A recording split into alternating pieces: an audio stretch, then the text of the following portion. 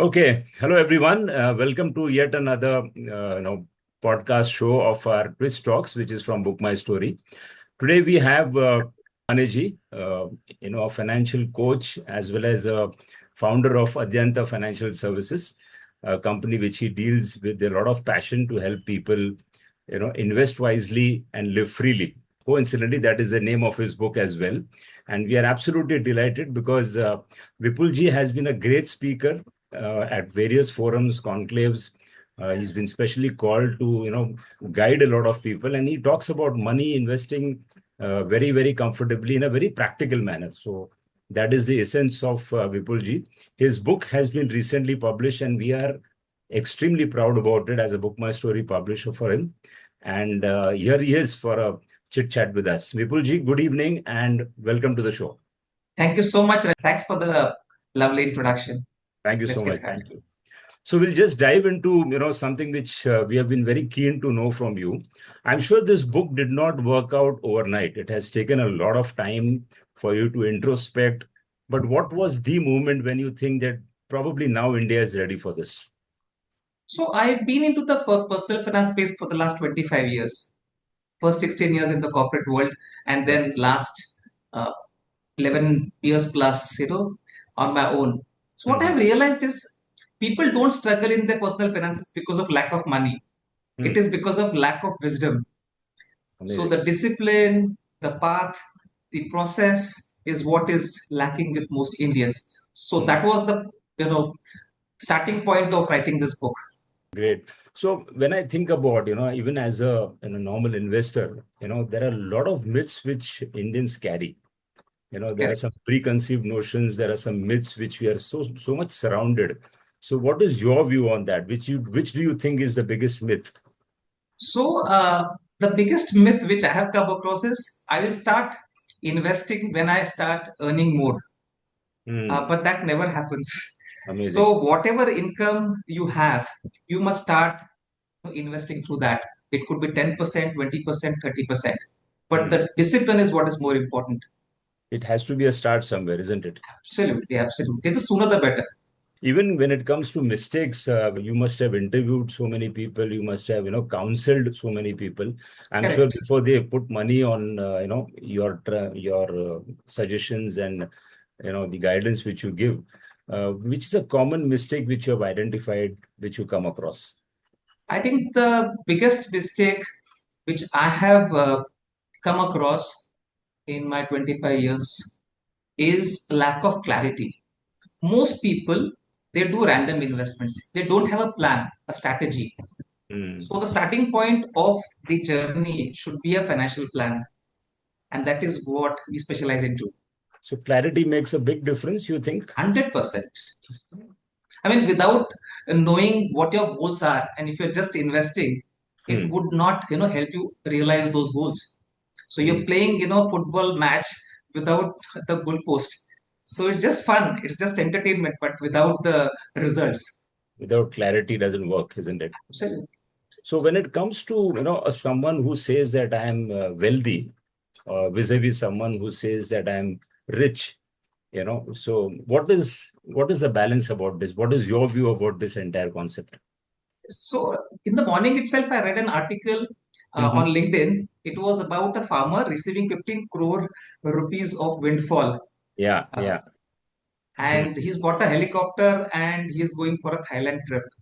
So Hmm. he's cash rich, but not wealthy.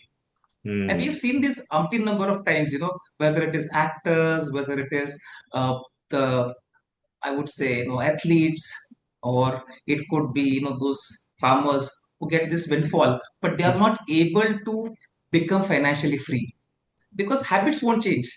Hmm. So for this matter, this farmer who bought luxury Hmm. instead of doing basic planning, Hmm. he could have spent that for emergency planning, or maybe his children's higher education, for ensuring that there is a regular stream of income. But he chose luxury Hmm. than planning, and that is where many people go wrong. So So it all boils down. Sorry, you were saying something? Sorry. yeah, so having wealth means you are committed to your goals. You Hmm. are having a sustainable lifestyle. and you Mm. have the freedom of choices. So that is having wealth.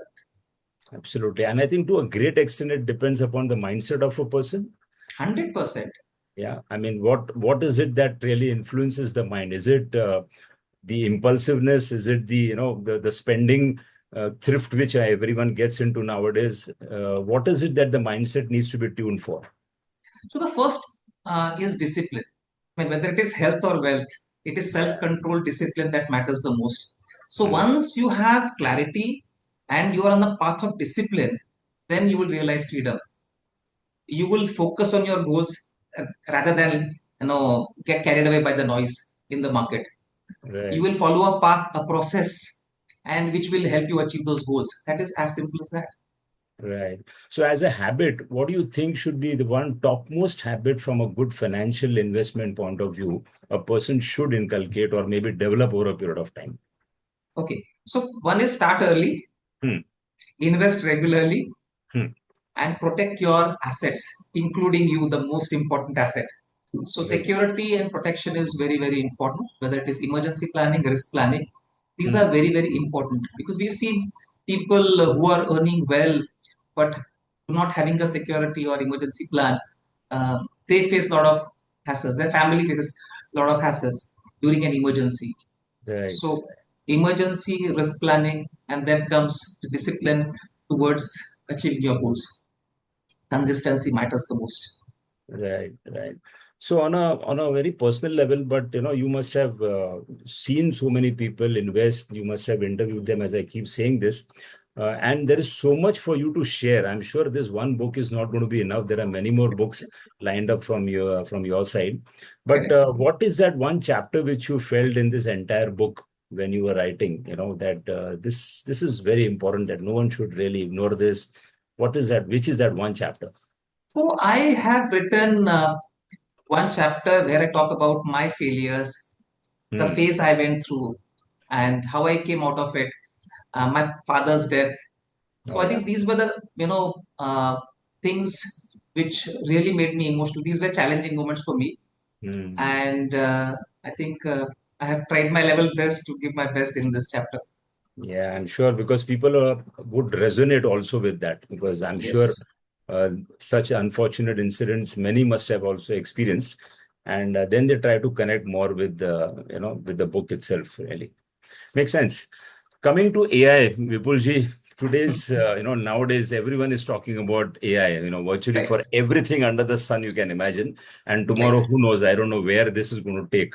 So in this time of AI, YouTube Gyan and WhatsApp Gyan, what is the real scope and place for a financial coach like you? Okay. So a financial coach is still relevant today, Hmm. despite all the technologically advanced features like AI. We Hmm. also use AI tools, Yeah. but AI and advisor intelligence, if they come together, then they can make a huge difference to anybody's life. Hmm. Because simply relying on AI, which runs on an algorithm, Correct. which doesn't factor your human emotions, which doesn't Correct. factor your goals, your money psychology, would Hmm. not help you to a large extent. To some extent, yes, for data, for it might be used for a convenience tool. But True. when it comes to taking real-time decisions, a Hmm. human mind is far more capable of, because he understands your emotions, he understands your risk profile, he understands your goals, and he's the one who can help you take those critical decisions. I'm sure the audience would love to, hear this from you because ultimately it's a technological tool, and algorithms. Yes, it is all based on past data. The real analysis, is something which only a professional like you can do it. And if it is combined well with technology and the human touch, then it's going to be a lethal tool for you. Not only relying entirely on the AI. I mean, you can't just keep asking AI that I have 10,000 rupees, where do I invest? Now, Yes, he yes, doesn't even absolutely. know you well, so what is Correct, he going to correct. really suggest? Completely by your point. So, from a legacy point of view, when you say in your book, live freely, what is this live freely according to you? So living life on your own terms, is Mm-hmm. what I call live freely. So I don't need to worry about what will happen to me tomorrow. What will my son do if he gets the best, score in his 12th grade?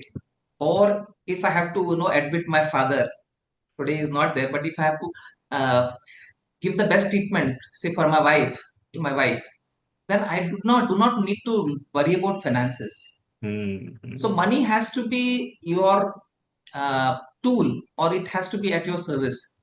One should not be working for money, and that Mm. is what I call financial freedom. Right, right. Now, money, of course, is a topic which, touches upon everyone virtually, and right from a person who starts working to someone who is in his, advanced age also.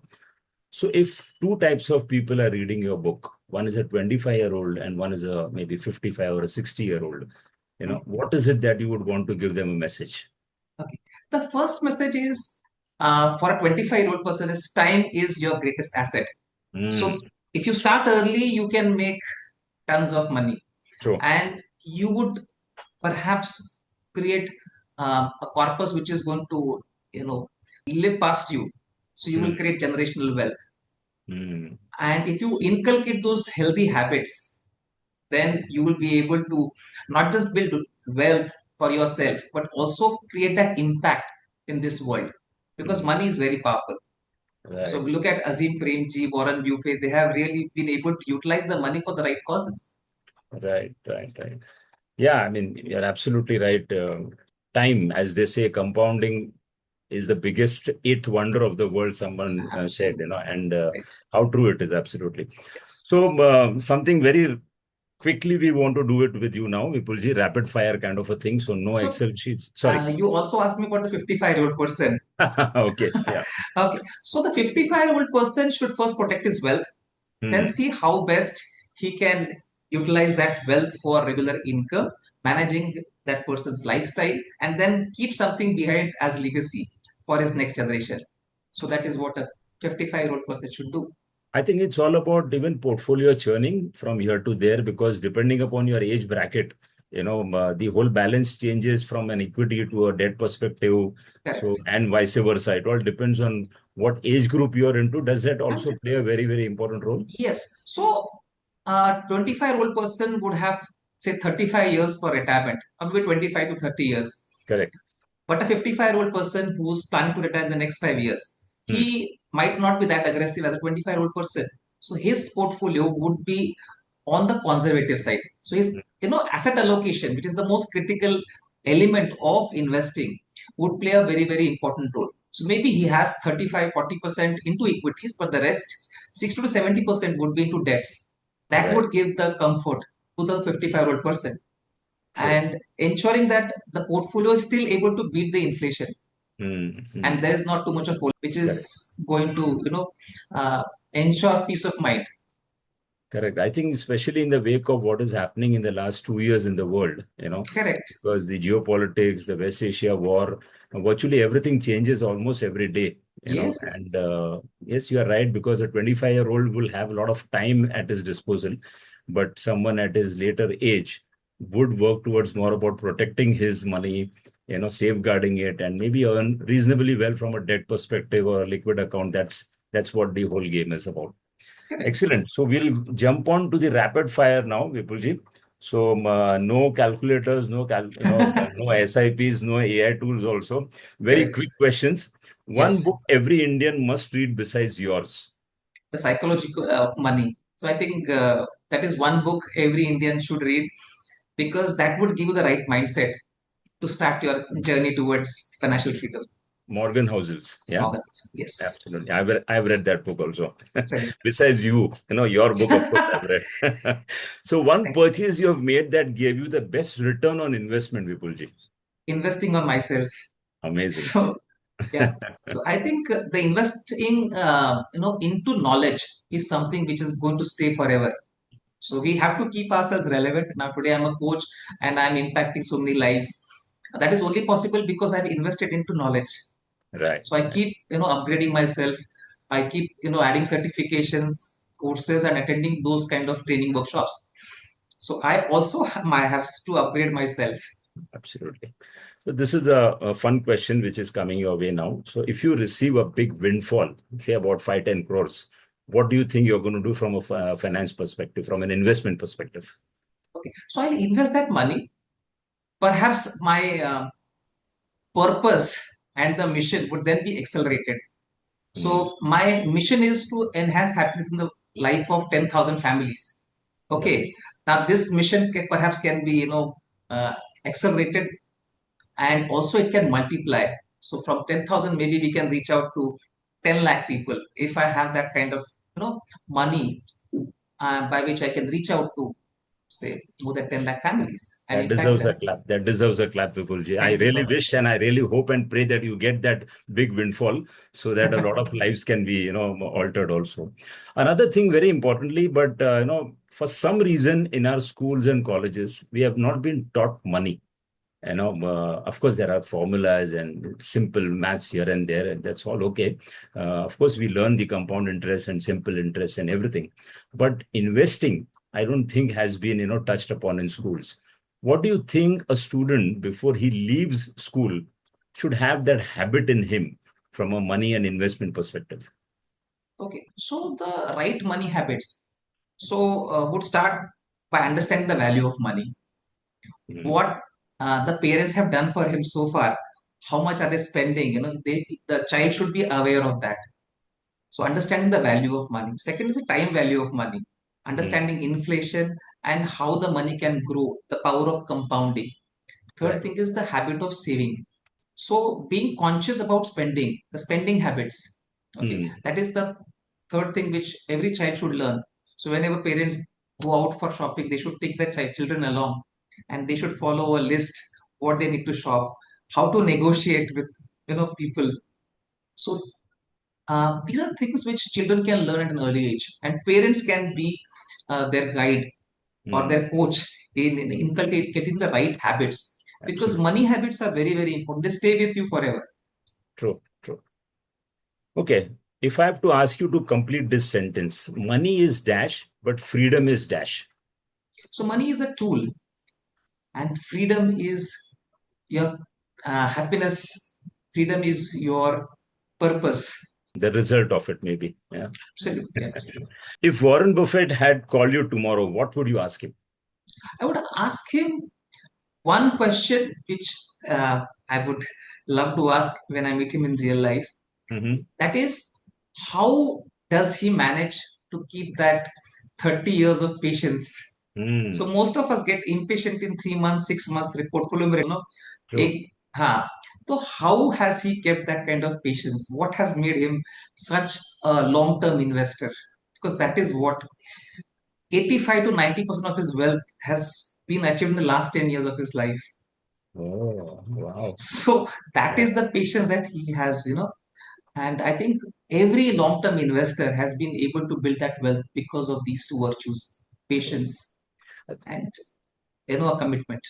Yeah, I mean, he's been an amazing role model, isn't it? I mean, with his frugal Absolutely. living and his expectations towards life, and as you also said, he invests a lot in himself, in terms of learning a lot of things. And of course, he's formed a very big organization for himself. But his way of living and standard of living has not drastically changed at all. So Absolutely. He still doesn't use a mobile phone. He still yeah, lives a very simple life. He's still living the same old mansion he used to yeah, stay 30 years ago. And the best part, he's donated 98% of his wealth. yeah. I read that. Yeah, That's most important. quite amazing. So, which costs more in life, bad investments or bad financial advice? I think bad habits. I've seen people speculating money, people, focusing on their luxuries over their necessities. So Mm, those, behaviors which are going to impact an individual are most critical. So mm. I think the investment behavior is one thing which is very, very important. On a lighter note, I'm imagining this. A family comes to you for advice. They have opened up everything in front of you in terms of investments, their portfolio. And when they go back, where will we find you? Next to a coffee or next to a tea? Coffee. Okay, in terms of equity, debt, or gold, if you had to choose one for the next 10 years, what is the advice? if I have to choose one, it would be equity, because India is the fastest growing economy, Mm. and I believe equity would be the highest rewarding asset class. But um, as a financial coach, I would say diversification is the key. Having the right asset allocation matters the most. Of course, yeah. Again, one funniest financial excuse a client has come to you with, saying that this is the reason I have not been investing. Something very funny which comes to your mind. थोड़ा income और बढ़ने दो, फिर मैं start करता हूँ. So again, this So, if your son wrote a book on you, what do you think it would be on? how my father impacted more than 10,000 families and helped Wow. them realize financial freedom. Amazing, amazing. Vipulji, thank you so much.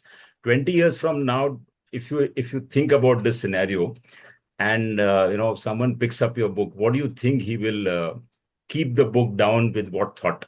Thanks that I read this book, and thanks to the author who has helped me, realize my goals effortlessly and uh, realize financial freedom. Superb. Thank you so much, Vipulji. I think a lot of people who are going to see this podcast would realize that money can be made so much fun also if it is advised in the right manner, from a practical perspective, from a very, very realistic perspective. Some gold dust which you have mentioned, I'm sure the audience is going to pick up from here. And I'm personally very happy that we could publish your book, and I have attended your book launch also. The kind of people who came there, your clients who have been with you for the last 25, 30 years, your friends, relatives, of course, who were there to support you. But I saw something very special in almost everyone's eyes that day, Vipulji. They were so happy that, they were sharing that event because you were there. You have put everything about your knowledge into the book, and this book is something which I really feel, I truly pray for this, that it reaches more and more people and you get lots of success. And I'm praying for that windfall 5-10 crores for you also. Yeah. Thank you so much, Vipulji. Thank Thank you you so so much. much. Thank Lovely. you so Yeah. much. Bye bye. Thanks.